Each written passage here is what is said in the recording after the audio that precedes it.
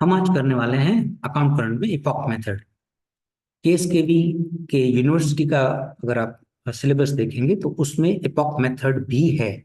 एक ही इलस्ट्रेशन है, चलो हम साथ में सॉल्व करते हैं। और ये बड़ा इजी मेथड है, नॉट टू वरी। हमें बनाना है अकाउंट करंट ऑफ देश पांडे इन दी बुक्स ऑफ वानखेड़े। आपने क्वेश्चन पढ़ लिया होगा, इलस्ट्रेशन 3 टेक्स्ट बुक में है।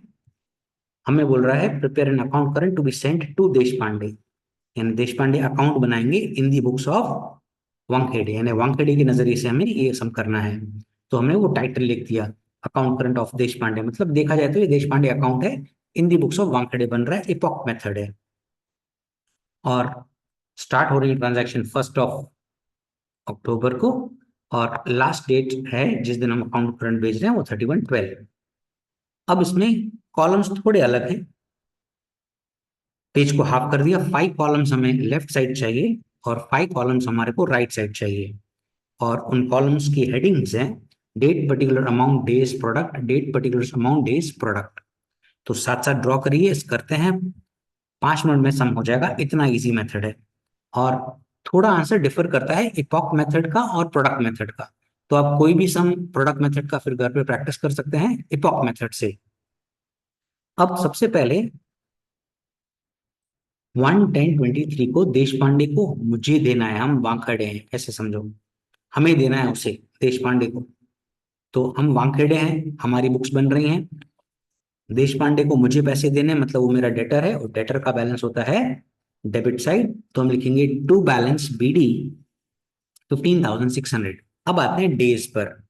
अब ये इपॉक मेथड है, तो इपॉक मेथड में अगर आपने एवरेज ड्यू डेट पढ़ा होगा तो आपको एक बेस डेट सेलेक्ट करनी होती है। तो इपॉक मेथड एग्जैक्टली वही है। हम अब इसको बेस डेट मानते हैं, एक बेस डेट मानते हैं। जो फर्स्ट डेट है उसको हम बेस डेट मानते हैं।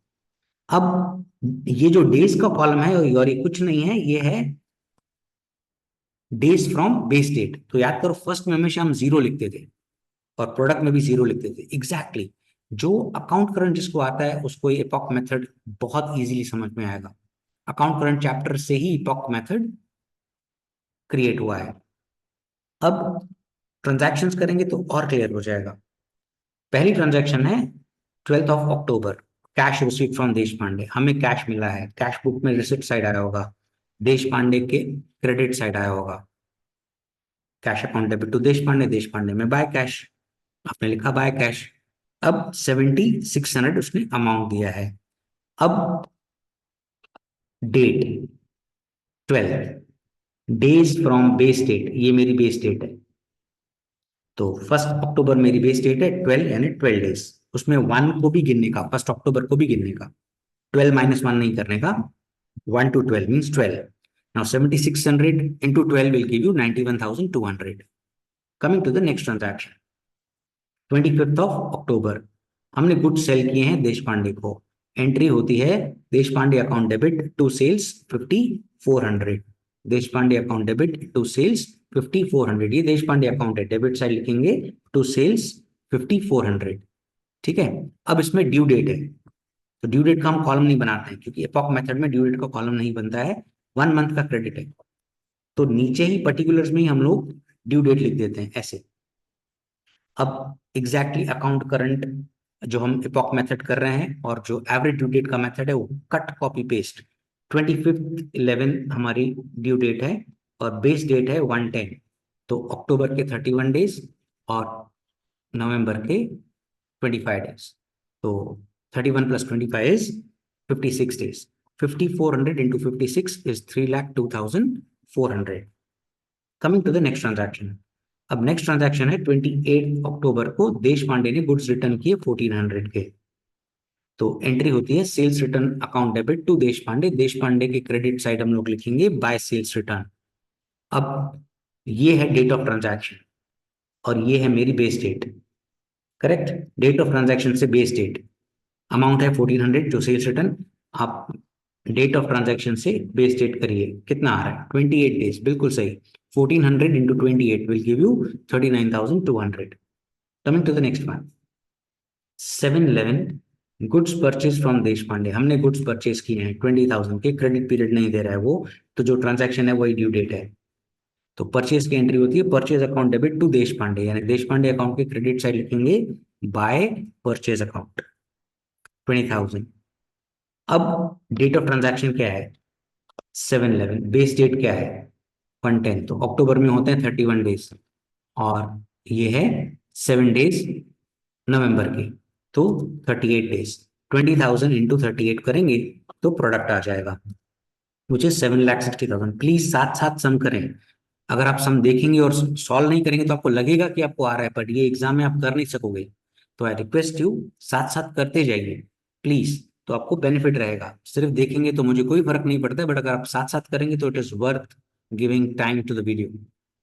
नेक्स्ट ट्रांजैक्शन, हमने कैश पे किया है देश पांडे को।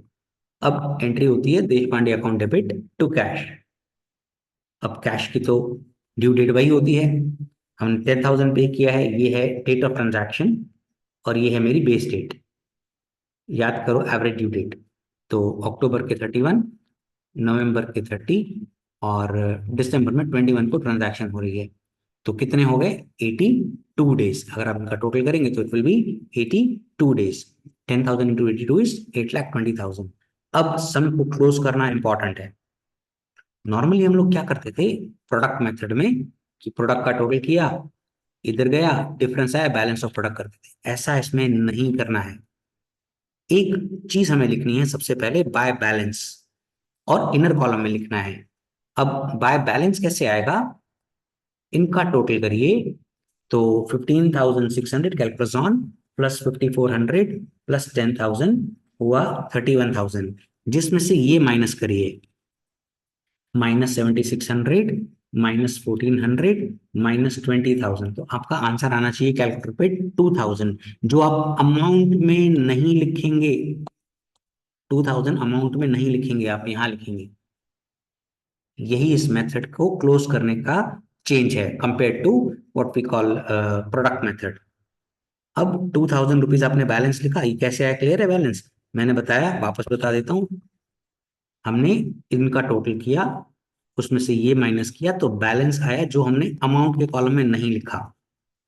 अब सेम कॉन्सेप्ट, ये है बैलेंस की डेट और ये है मेरी ड्यू डेट, मतलब बेस डेट।